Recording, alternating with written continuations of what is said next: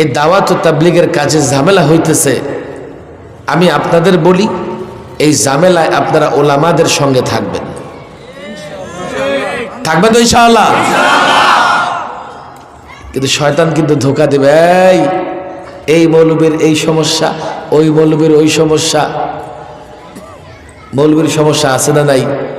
আচ্ছা আমাকে বলেন, ডাক্তারের সমস্যা আছে না নাই? কসাই মার্কা ডাক্তার নাই?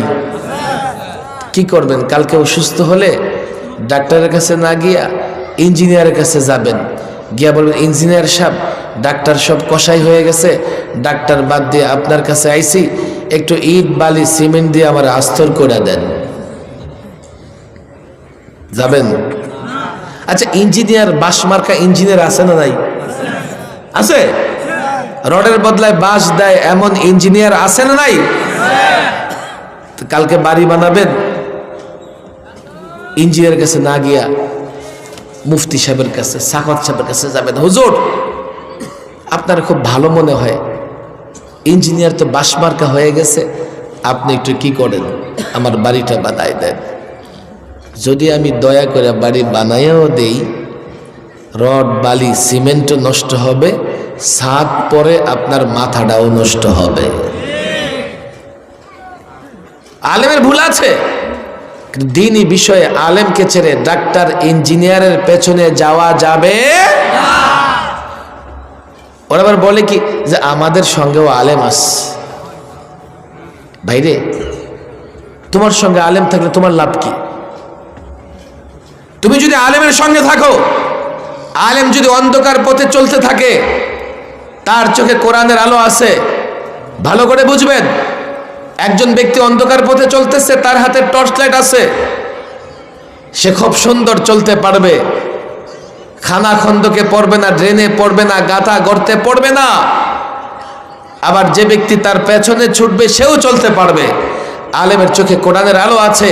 এই ফিতনার সময়, নানা রকমের ঝামেলা জঞ্জালের সময় আলেম সিরাতে মুস্তাকিমে চলতে পারবে।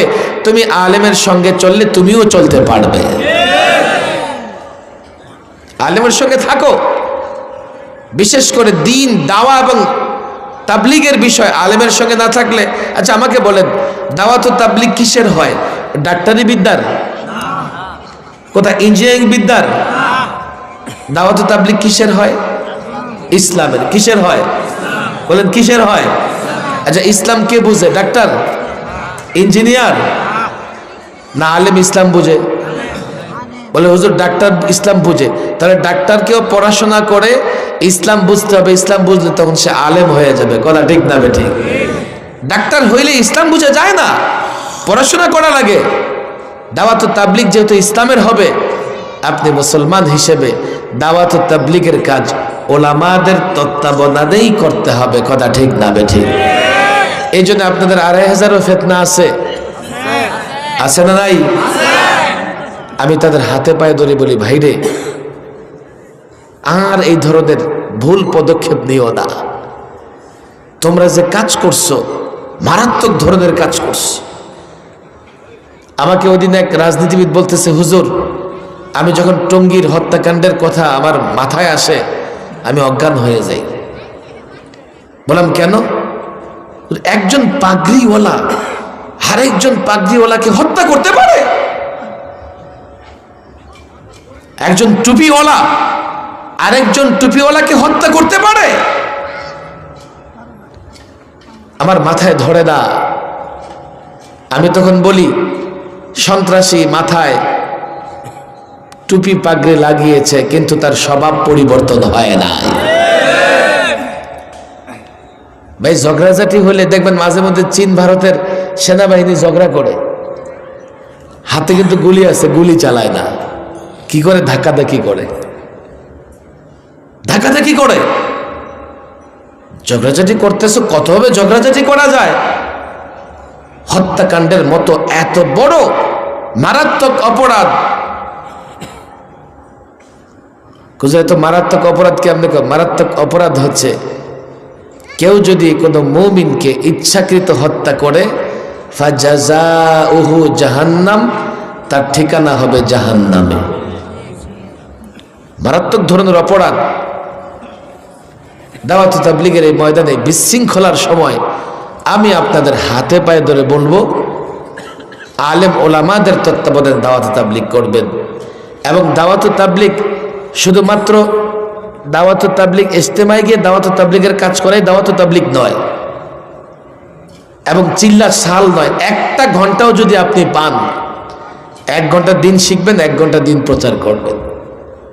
ব্যবসায়ী, চাকরিজীবী, যে যেটুকু সময় পাই আমরা লোকদেরকে আল্লাহর দিকে আহ্বান করব। কথা ঠিক না বেঠিক?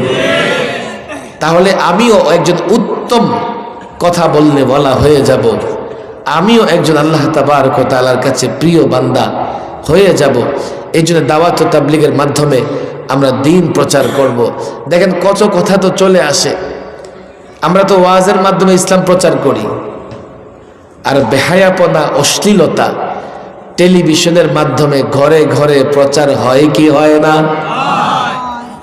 এই দাওয়াত দিতেছে, আহেন দেখেন, প্রেম ভালোবাসার দাওয়াত দিতেছে, নাটকের প্রতি দাওয়াত দিতেছে কি দিতেছে না? যদি আপনি সত্যের পথে, ইসলামের পথে দাওয়াত না দেন, তো শয়তান কিন্তু আপনার দাওয়াত দিয়ে ওই পথে নিয়ে যাবে। আলেমদের বলি, হয়তো দাওয়াতি কাজ করবেন, না হলে মাদউ হয়ে যাবেন। এই জনগণকে বুঝায় হয়তো ইসলামের দিকে আনবেন, না হলে শয়তান ওগরে বুঝায় শয়তানের দিকে নিয়ে যাবে। শয়তান কিন্তু বসে নাই, ঘরে ঘরে শয়তান তার দাওয়াতের কার্যক্রম চালাইতেছে, মিডিয়ার মাধ্যমে শয়তান তার দাওয়াতি কার্যক্রম চালাইতেছে। এই জন্য আমরা আমাদের জীবনটাকে সুন্দর করব এবং প্রত্যেক মুসলমান দায়ীর ভূমিকা পালন করব তো ইনশাআল্লাহ। হাত তুলে ওয়াদা করেন, আলেমদের সঙ্গে থাকবেন তো ইনশাআল্লাহ, দিন প্রচারের কাজ করবেন তো ইনশাআল্লাহ। এর আগে দিন শিখার দরকার আছে না নাই? শিখবো তো ইনশাআল্লাহ। আল্লাহ তাবারক ওয়া তাআলা তৌফিক দান করুন। নিজের ঘরটা, দোকানটা, ব্যবসাটা একটু ছাইরা 3 দিনের জন্য একটা মসজিদে চলে যাব, গিয়ে সেখানে একজন আলেমকে পাবো, আলেমের সঙ্গে থাকবো, কোরআন শরীফ শুদ্ধ করব, নামাজ শুদ্ধ করব। না হলে 50 বছর মসজিদে গিয়ে নামাজ পড়বেন, সূরা ফাতিহাটাও শুদ্ধ হবে না। এমন মুসল্লি আছে না নাই? 40 বছর নামাজ পড়তেছে, রুকুটাও ঠিক মতো করতে পারে না। কেন? আজ পর্যন্ত রুকু করে কোনো আলেমকে দেখায় নাই যে আলেম সাহেব আমি রুকু করতেছি, একটু দেখেন তো রুকুটা ঠিক আছে না নাই। 40 বছর নামাজ পড়তেছে, সূরা ফাতিহাটাও ঠিক করতে পারে নাই। আহা, অথচ 40 বছর ধরে কষ্ট করে করে ফজর নামাজে গিয়া পর্যন্ত শরীক হইতেছে। সব বের হয়ে যাবেন 3 দিনের জন্য, 10 দিনের জন্য, আলেমদের তত্ত্বাবধানে বের হয়ে নিজের কোরআন শরীফ পড়া শুদ্ধ করবেন।